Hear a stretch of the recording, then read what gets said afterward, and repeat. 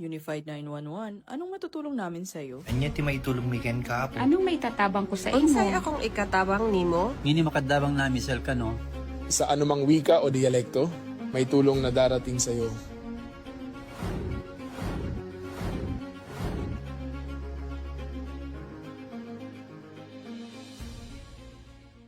Lilingkod sa bawat Pilipino at magbibigay ng tamang impormasyon para sa tahimik at maayos na Pilipinas. Police News Network, alagad ng batas, tagapagtaguyod ng balitang pulis, sandigan ng mamamayan, patnubay ng katotohanan.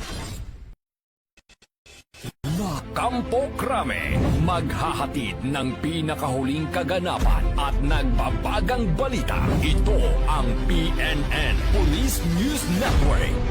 At ngayon, ang inyong mga tagapagbalita. Magandang araw, Bagong Pilipinas. Ako ang inyong alagad ng batas, tagataguyod ng Balitang Pulis, NUP Chris Jerome Velarde, mula sa Community Affairs and Development Division ng PICAG. Maghahatid sa inyo ng tamang balita, kwento ng pulis at serbisyo para sa mamamayan. At ito ang PNP News Online. Ang pangunahing balita ng Police News Network, alagad ng batas, tagataguyod ng Balitang Pulis.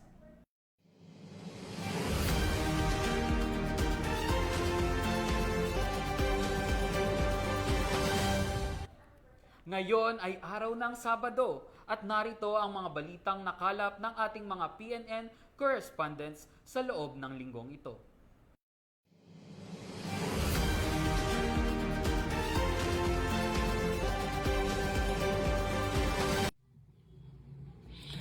Umabot sa 106 na residente mula sa Barangay Bao at Barangay Dukol ang nakatanggap ng iba't ibang libreng serbisyo at tulong na isinagawa sa RPSB Service Caravan. Layunin ng aktibidad na mailapit sa komunidad ang mahalagang serbisyo ng pamahalaan, partikular sa mga liblib na lugar.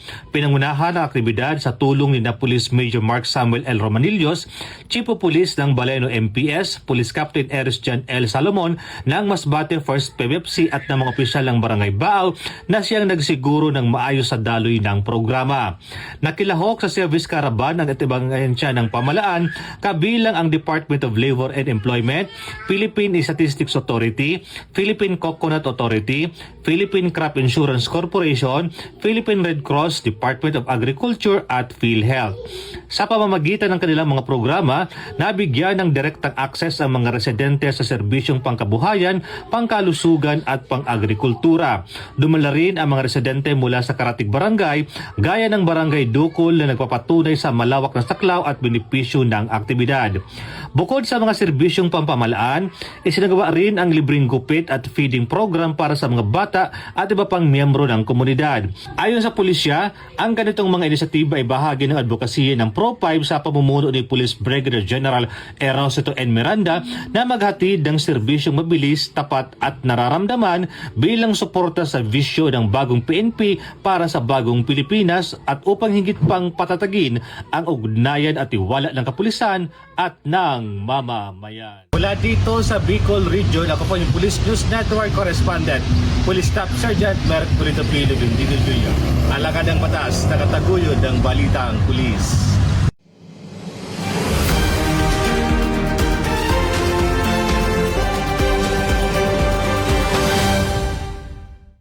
Nagsagawa ng Peace and Order Drive ang Cagayan de Oro City Police Office sa 3 barangay sa lungsod bilang bahagi ng pinaigting na kampanya kontra mga paglabag sa mga batas at pagsugpo sa kriminalidad.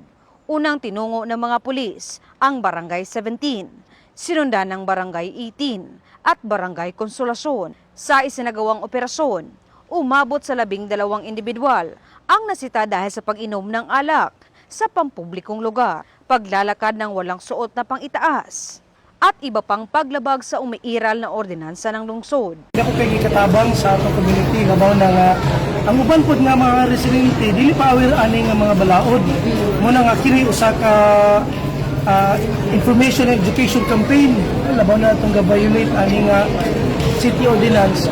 Dili di pwede magbasta-basta focus sa mga public places, bawal na mag-inom in public places.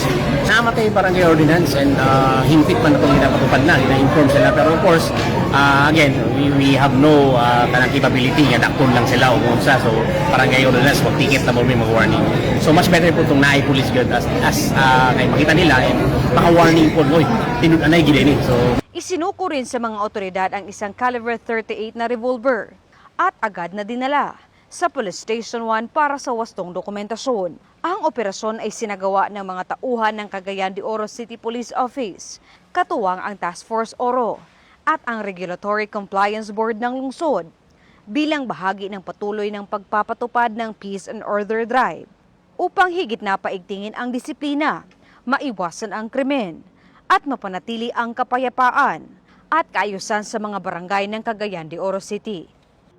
Mula dito sa inyong higalang pulis, Regional Office 10 Public Information Office. Ako ang inyong PNN correspondent, Patrolwoman Jane Rose Bohol, alagad ng batas, tagataguyod ng balitang pulis.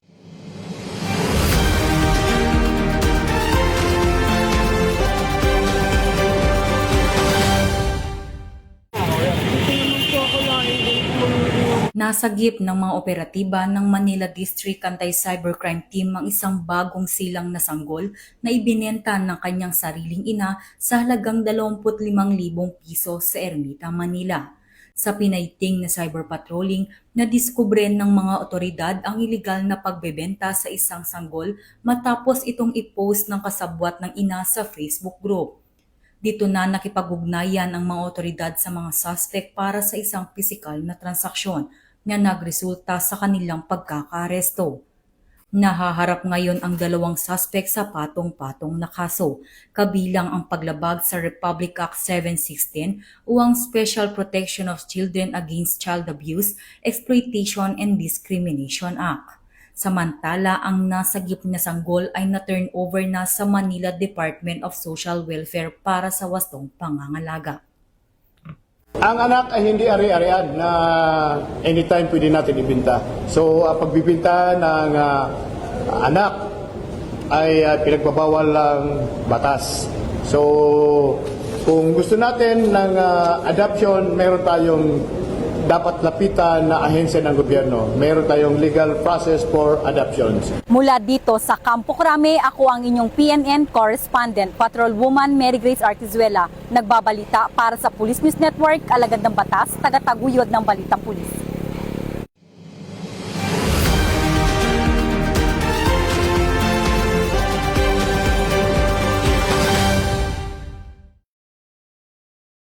May nag-aalok ba sa inyo ng crypto investment na nagsasabing siguradong may kita ka? Mag-ingat dahil hindi lahat ng crypto ay legit. Alamin natin kung paano ginagawa ang crypto investment scam. Tara, pag-usapan natin yan. Crypto investment scam. When someone asks you or entice you to invest, to convince you to put your money to a fake or a misleading crypto opportunity. So, promising guaranteed returns, low risk, and fast return. Sa umpisa at mga ilang beses, may mga magagandang return para patuloy ang pag-invest mo at para makapaghikayat ka pa ng iba. At kinalaunan, bigla na lang stop ang withdrawal o pagbigay ng profit sa application.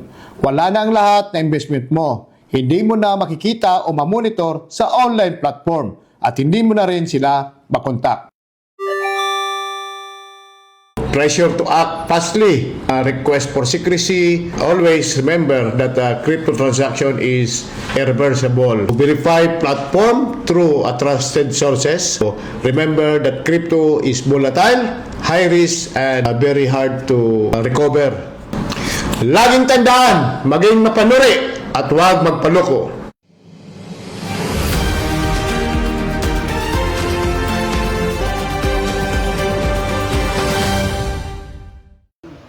Formal nang itinalaga bilang bagong officer in charge ng Regional Maritime Unit 5 PNP Maritime Group si Police Lieutenant Colonel Carl Omar H. Fiel sa isinagawang Assumption of Office ceremonies sa RMU 5 Headquarters, Legazpi City, Albay nito lamang ika-26 na araw ng Enero taong kasalukuyan. Ang makabuluhang seremonya ay pinangunahan ni Police Colonel Roderick B. Campo, Deputy Director for Administration, na siyang kumatawan kay Police Brigadier General Lou Frias Evangelista, ang Direktor ng PNP Maritime Group. Binulahan din ito ng Regional Vice Chairperson ng Regional Advisory Group for Police Transformation and Development na si Mr. Romulo Judito L. Belleza, mga hepe ng Maritime Police Station, team leaders ng Maritime Law Enforcement Teams at lahat ng miyembro ng RMU 5 Headquarters. Sa mensahe ni Police Colonel Campo ay binigyang diin niya na ang pamumuno ay hindi nasusukat sa titulo o ranggo, kundi sa epekto, impluwensya at pananagutan bilang isang lider. Ipinaabot niya ang mainit na pagbati kay Police Lieutenant Colonel Fiel at nagpahayag ng tiwala na magagampanan nito ng buong husay ang iniatas na responsibilidad. Samantala, tiniyak naman ni Police Lieutenant Colonel Fiel na sa kanyang pag-upo ay buong puso niyang paiigtingin at isusulong ang misyon ng PNP Maritime Group na matiyak ang kapayapaan, kaayusan at kaligtasan ng publiko. Ipinahayag naman ng mga miyembro ng RMU 5 ang kanilang buong suporta at umaasa silang magbubunga ito ng magandang samahan. Ang PNP Maritime Group sa pamumuno ni Police Brigadier General Lou Frias Evangelista ay patuloy sa pagsulong ng ligtas na karagatan, mapayapang komunidad at mas matatag na bansa alinsunod sa advokasya ng bagong PNP para sa bagong Pilipinas, serbisyong mabilis, tapat at nararamdaman. Mula dito sa Regional Maritime Unit 5, ako ang inyong PNN correspondent, Staff Sergeant Irene Hanitria Abad, alagad ng batas, tagataguyod ng Balitang Pulis.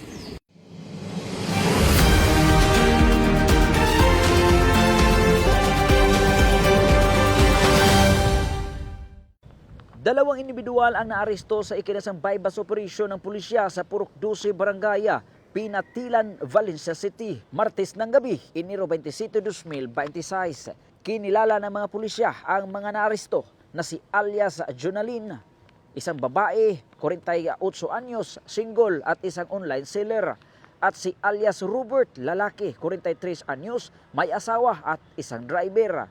Sa operasyon, nasamsam mula sa kanila ang kabuuang 10.3 grams ng hinihinalang shabu na may tinatayang halaga na 70,040 pesos. Ikinasa ang operasyon ng Valencia City Police Station sa pangunguna ni Police Lieutenant Christopher R. Ibanez, kasama ang City Anti-Drug Special Unit Team and 2nd PMFC Bukidnon, RPD-10, 1003 Maniobering Company at ng Provincial Intelligence Unit Bukidnon Police Provincial Office. Matagumpay na nabili ng pusher buyer ang illegal na droga na nagresulta sa agarang pag-aresto sa dalawang suspek. Bukod sa hinihinalang shabu, na-recover din ang bypass money at illegal drug paraphernalia. Ang mga naarestong suspek ay kasalukuyan ang nasa kustodiya ng Valencia City Police Station habang hinahanda ang kaukulang kaso laban sa kanila. Mula dito sa Campo Alagar, ako po ang inyong Police News Network correspondent mula sa Regional Public Information Office ng Police Regional Office 10, Corporal Joel Lazaro Subsuban, alagad ng batas, tagataguyod ng Balitang Pulis.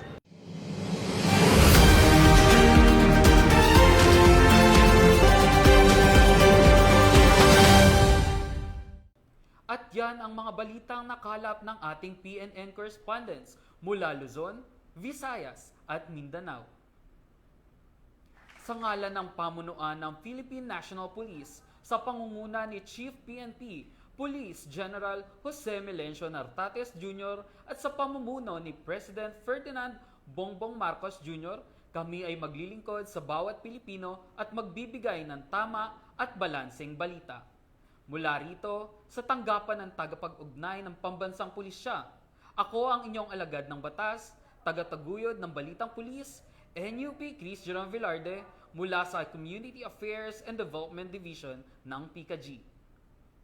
Maghahatid ng tamang balita, kwento ng pulis at serbisyo para sa mamamayan At ito ang PNP News Online. Ang pangunahing balita ng Police News Network at ito ang bagong PNP para sa bagong Pilipinas. Serbisyong mabilis, tapat at nararamdaman.